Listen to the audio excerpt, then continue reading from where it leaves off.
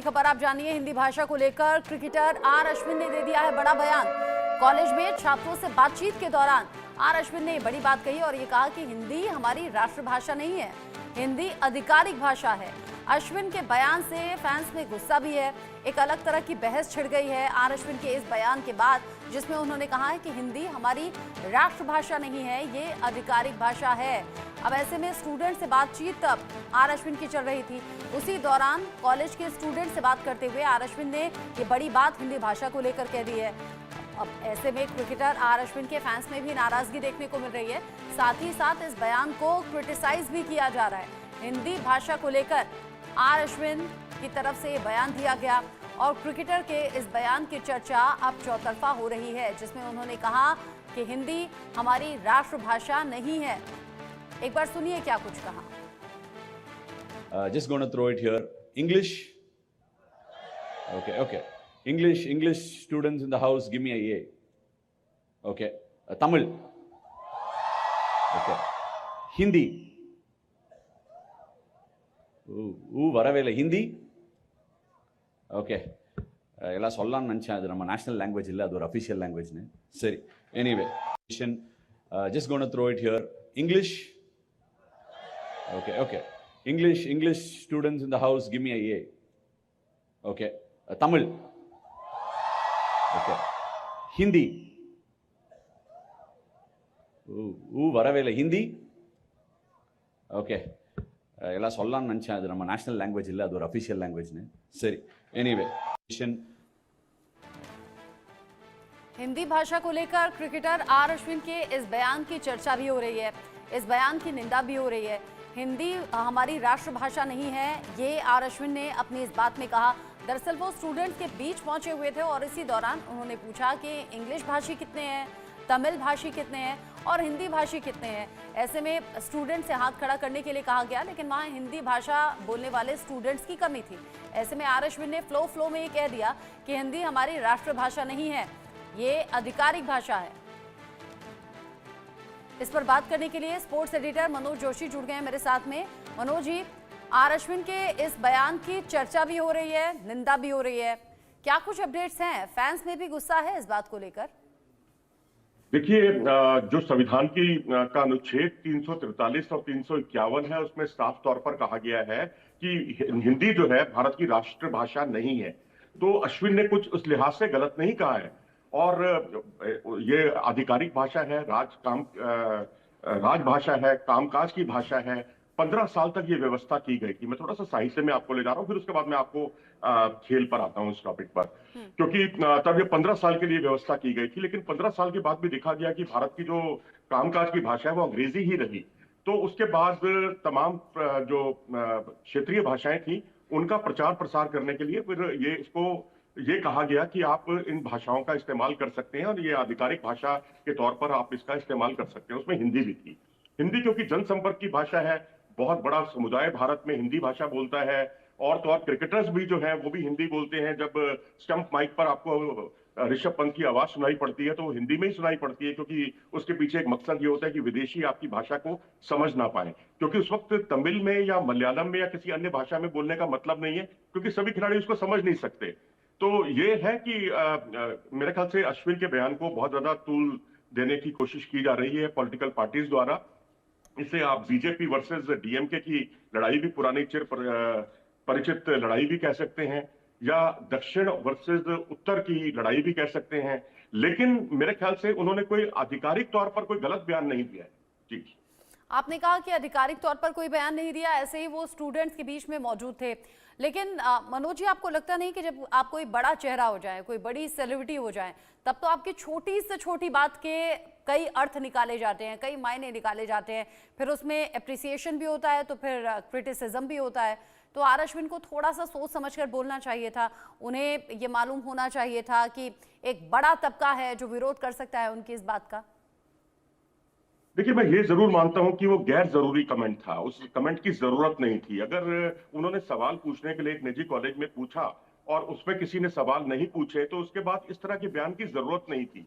या तो कोई हिंदी बोलने में कंफर्टेबल ना होता या हिंदी का विरोध किया जाता तब वो कुछ इस तरह की बात रखते, अपनी स्थिति क्लियर करते तो बात समझ में आती। लेकिन अब आप देखिए ना, हिंदी एक जनसंपर्क की भाषा है। बहुत बड़ा तबका भारत में हिंदी बोलता है।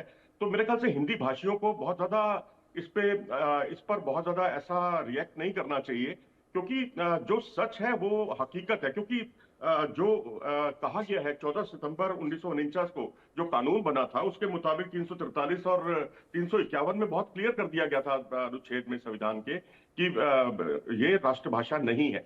तो इसमें मतलब कोई विवाद का विषय नहीं है। लेकिन हाँ, गैर जरूरी था ये, मैं मानता हूं कि उस तरह के बयान से बचा जा सकता था। क्योंकि मुझे याद है कि क्रिकेट में जब तकरीबन 30 साल पहले मैंने खेल पत्रकारिता में कदम रखा था, तो उस वक्त क्रिकेट के मैदान पर हिंदी का इस्तेमाल ही नहीं होता था। सारी प्रेस कॉन्फ्रेंस अंग्रेजी में होती थी।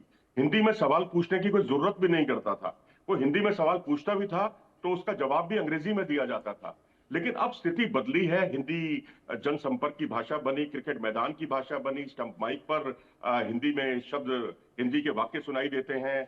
और तो और तब क्रिकेट कमेंट्री जरूर हिंदी में हुआ करती थी, बाकी कुछ भी हिंदी में नहीं था। लेकिन अब जो है स्थितियां काफी बदली हैं, और अब जो है हिंदी बाजार की भाषा बन गई है। इसीलिए आप देखेंगे दक्षिण भारतीय क्रिकेटर, चाहे वो हनुमा विहारी हो, चाहे वीवीएस लक्ष्मण हो, चाहे अन्य विनय कुमार हो, ये सब आपको हिंदी में बोलते हुए दिखाई देते हैं। क्यों दिखाई देते हैं? क्योंकि हिंदी बाजार की भाषा है, और उसको हमारे जो ऑफिशियल, जो इसके ब्रॉडकास्टर हैं, उसने स्वीकार किया है हिंदी को।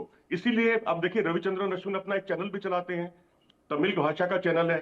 उसमें वो हिंदी के कार्यक्रम पेश करते हैं। हिंदी के पत्रकारों की उन्होंने मदद भी ली है उसमें। तो उनकी मंशा क्या है ये तो मैं नहीं जानता, लेकिन उन्होंने बयान गलत नहीं दिया, लेकिन एक गैर जरूरी बयान जरूर दिया है। जी, गैर जरूरी ये बयान है। छात्रों के बीच में पहुंचे हुए थे। जब आप कोई बड़ी सेलिब्रिटी या फिर किसी के आइडियल बन जाएं तो बहुत ज्यादा सोच समझकर बयान दिया जाना चाहिए। अच्छा, यहाँ पर कोई खास टॉपिक था क्या मनोज जी, कि भाषा पर बात करनी है या अभी तक के सफर पर बात करनी है? ये मौका क्या था जिसमें आर अश्विन पहुंचे थे? देखिए वो उनका एक कार्यक्रम था, नियमित कार्यक्रम था, भाषा संबंधी कार्यक्रम नहीं था। उसमें खेलों पर ही चर्चा हो रही थी। अब एक क्रिकेटर है तो उनसे कोई पॉलिटिकल चर्चा या बिजनेस पर तो बातचीत नहीं होगी, लेकिन क्रिकेट पर बातचीत थी, और उसमें किसी ने सवाल ही नहीं पूछा था। तब उन्होंने हिंदी को लेकर सवाल पूछा उनसे कि आप कौन सी भाषा में बोलना चाहते हैं। भाई, कोई बोल ही नहीं रहा, कोई सवाल ही नहीं पूछ रहा, तो इसकी जरूरत नहीं थी। तो सही बयान, लेकिन गलत जगह पर और गैर जरूरी, बस यही एक इसका निचोड़ है। लेकिन हिंदी ने बहुत क्रिकेट को पॉपुलर किया है। हिंदी को ने क्रिकेट को जोड़ा है आपस में। 83 का वर्ल्ड कप देख लीजिए आप, जब पूर्वोत्तर भारत से लेकर दक्षिण भारत तक हर कोई क्रिकेट के लिए मुहिम छेड़ रहा था। उसमें हिंदी का सबसे ज्यादा उसके बैनर हुआ करते थे, हिंदी का सबसे ज्यादा प्रचार प्रसार था। बाजार की भाषा बनने से हिंदी के प्रति जो है मान्यता बदली है लोगों की। नहीं तो 80 के दशक में क्रिकेट के मैदान पर हिंदी का कोई शब्द भी सुनने को नहीं मिलता था। बैनर भी सब हिंदी अंग्रेजी में होते थे। लेकिन ये बदलाव जो है, क्रिकेट हिंदी की गरिमा, हिंदी का महत्व बढ़ा है, इसलिए ये सारी चीजें आई हैं, और इस बात को ब्रॉडकास्टर ने स्वीकार किया है। जी, जिस तरीके से आपने बताया कि हिंदी एक बड़ा महत्व रखती है। अच्छा, अगर हम अपनी टीम में ही देख लें तो टीम में भी जो मैक्सिमम खिलाड़ी हैं वो हिंदी बोलना अच्छे से जानते हैं, हिंदी में सवाल जवाब कर सकते हैं। आर अश्विन को इस बात का भी ध्यान रखना चाहिए था कि जो टीम के खिलाड़ी हैं उन पर ये बात कैसे असर करेगी, या फिर उनकी इस बात का कैसे अर्थ निकाला जाएगा। क्या टीम के बाकी प्लेयर्स की तरफ से कोई इस पर रिएक्शन आया क्या? नहीं, देखिए, कोई अपमानित नहीं किया है उन्होंने, हिंदी भाषियों को अपमानित नहीं किया है। उन्होंने वही बताया जो संविधान में लिखा गया है। तो इसमें कोई उनके बयान को तोड़ मरोड़ कर पेश करना, उसको राजनीतिक रंग देना, अब आप कुछ भी रंग देते रहिए, लेकिन उन्होंने कोई गलत नहीं कहा है। लेकिन गैर जरूरी था, उसकी जरूरत नहीं थी। लेकिन हाँ, अब आप देखिए, महेंद्र सिंह धोनी तो हिंदी भाषी थे रहे, उनके अंडर वो खेले, जो कि झारखंड से ताल्लुक रखते थे। विराट कोहली के अंडर खेले, विराट कोहली हिंदी भाषी थे और उत्तर भारत में पले बड़े हैं, दिल्ली में पले बड़े हैं। उसके अलावा वो एक मुंबईया अपने रोहित शर्मा के अंडर खेले। लेकिन वहां पर वो खुद भी हिंदी बोलते हैं। ऐसा नहीं है कि अश्विन को हिंदी बोलनी नहीं आती, वो बिल्कुल हिंदी बोलते हैं, क्योंकि संपर्क की भाषा ही यही है। हाँ, प्रेस कॉन्फ्रेंस में उनकी प्रेफरेंस जो है वो अंग्रेजी जरूर होती है। लेकिन अब आप इसको ये कहें जी आप इंडिया को रिप्रेजेंट करते हैं, आप तमिलनाडु को रिप्रेजेंट नहीं करते, ये कहना बड़ा मतलब गैर जरूरी है। ये लोगों का जो इस पर रिएक्ट कर रहे हैं ना, वो भी मुझे बड़ा एक पॉलिटिकल रंग देने की कोशिश की जा रही है। बीजेपी के नेताओं को मैंने देखा, वो भी इस पर बयान दे रहे हैं। कोई बयान देने की जरूरत नहीं है उसमें, क्योंकि उन्होंने कोई फैक्चुअली कोई गलती नहीं की है, कोई गलत उन्होंने बयान नहीं दिया है, और उन्होंने वही कहा है जो संविधान में लिखा गया है। लेकिन अब आप इसे पॉलिटिकल रंग दे दें, डीएमके वर्सेस बीजेपी की लड़ाई कह दें, उत्तर वर्सेस दक्षिण की लड़ाई कह दें, तो आप कहते रहिए विवादों के लिए, तो फिर कोई उसकी कोई सीमा ही नहीं है। जी। एग्जैक्टली ये अगर पॉलिटिक्स से जोड़ कर देखें तो हाँ, इसमें इसकी झलक दिखती है, उत्तर वर्सेस दक्षिण की झलक भी इसमें दिखती है। आप ठीक कह रहे हैं कि हाँ, उन्होंने नॉर्मली एक बात कही साधारण तरीके से, लेकिन हाँ, उसके अर्थ अलग अलग तरीके से निकाले जाने लगे और इस पर अब रिएक्शंस भी सामने आ रहे हैं और खास तौर से पॉलिटिशियंस के जरिए इस मामले को ज्यादा उठाने की कोशिश है। बहुत शुक्रिया मनोज जी आपका ये सभी जानकारी हमारे दर्शकों तक पहुंचाने के लिए। तो आर अश्विन ने जिस तरीके से टिप्पणी की है, अब उसको अलग अलग तरीके से देखा भी जा रहा है, अलग अलग इसके अर्थ भी निकाले जा रहे हैं, क्योंकि आर अश्विन ने कॉलेज में स्टूडेंट्स को संबोधित करते हुए ये पूछ लिया था कि कौन इंग्लिश भाषी है, कौन हिंदी भाषी है और कौन तमिल भाषी है, जिसके जवाब में हिंदी के स्टूडेंट्स ने कम यहाँ पर हाथ उठाया या फिर उनकी आवाज़ आई। तो उन्होंने कहा हाँ, हिंदी राष्ट्रीय भाषा नहीं है और ये एक आधिकारिक भाषा है।